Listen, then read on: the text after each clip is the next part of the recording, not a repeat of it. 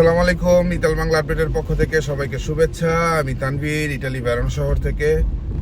তো এই মুহূর্তে আপনারা যারা যারা ভিডিওটি দেখছেন অবশ্যই আমার চ্যানেলটি সাবস্ক্রাইব করবেন, আমার ফেসবুক পেজটা ফলো দিবেন এবং আপনাদের সুবিধার্থে একটা টেলিগ্রাম গ্রুপ খুলেছি এবং একটা ফেসবুক গ্রুপ খুলেছি, সেখানে আপনারা জয়েন করতে পারেন। ডিসক্রিপশনে লিঙ্ক দেওয়া আছে। আজকের ভিডিওটা হয়তো বা আপনারা থাম্বনেল দেখে বুঝে গেছেন যে কী কারণে আমি ভিডিওটা করছি।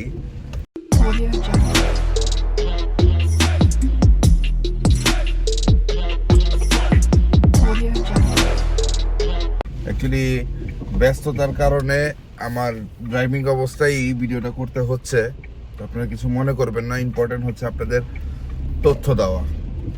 তো কথা হচ্ছে যে বিএফএস গ্লোবাল আমি কিন্তু বেশ কিছুদিন আগে আপনাদের বলছিলাম যে তারা একটা ওয়েবসাইট খুলতে যাচ্ছে।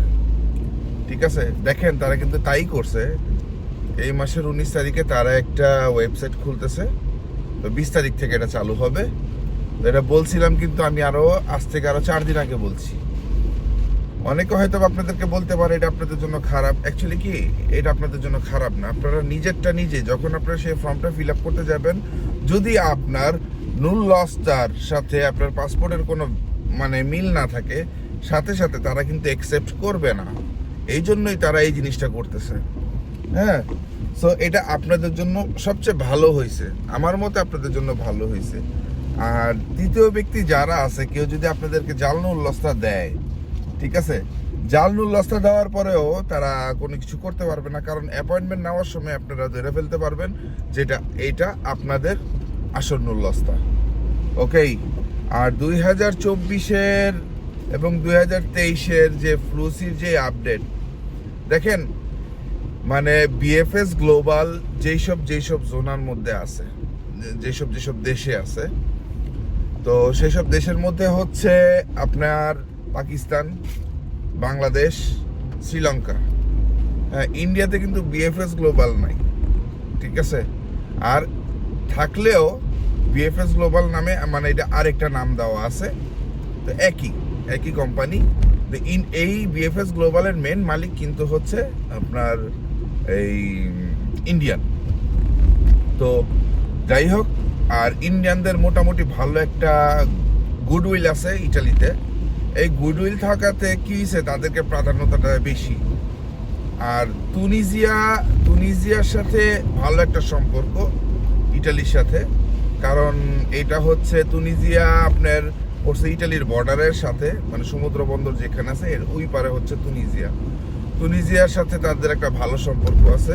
বিশেষ করে ইলিগেল পথে যারা আসে তাদেরকে অনেক সময় তুনিজিয়ার উপরে প্রেশার দিলে তুনিজিয়া সেখানে ঠেকায় দেয়, বুঝছেন। তো যাই হোক, এটা হলো তাদের সম্পূর্ণ পলিটিক্যাল ব্যাপার, সম্পূর্ণ দেশের ব্যাপার। তো বর্তমানে 2023-2024-এর মোটামুটি 23-এর কিছু মূল্যস্থ উঠতেছে কিছু জায়গা থেকে, আর 24-এর কোনো আপডেট নাই। কারণটা কি এটাও বলি।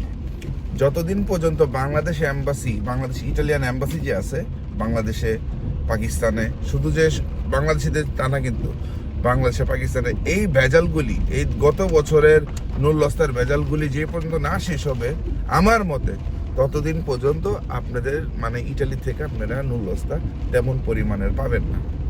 এটা আপনারা খেয়াল রাখবেন, আর আপনাদের ব্রেনে একটু খাটাবেন। কারণটা কি, কন্টিনিউ যদি নুল্লস্তাই দিয়ে যায়, ওইখানে কিন্তু সমস্যা হইতেছে আপনার অ্যাপয়েন্টমেন্ট নিয়ে, ওইখানে সমস্যা হচ্ছে ভেরিফিকেশন নিয়ে, আপনার নুল্লস্তা আসল না নকল। তো এগুলি আপনাদের বুঝতে হবে। তো যাই হোক, অনেক কথা বললাম। আমি রানিং অবস্থায় ভিডিও করছি, ভুল ত্রুটি হলে ক্ষমা করবেন। আশা করি ভালো থাকবেন, আমার জন্য দোয়া করবেন। আসসালামু আলাইকুম।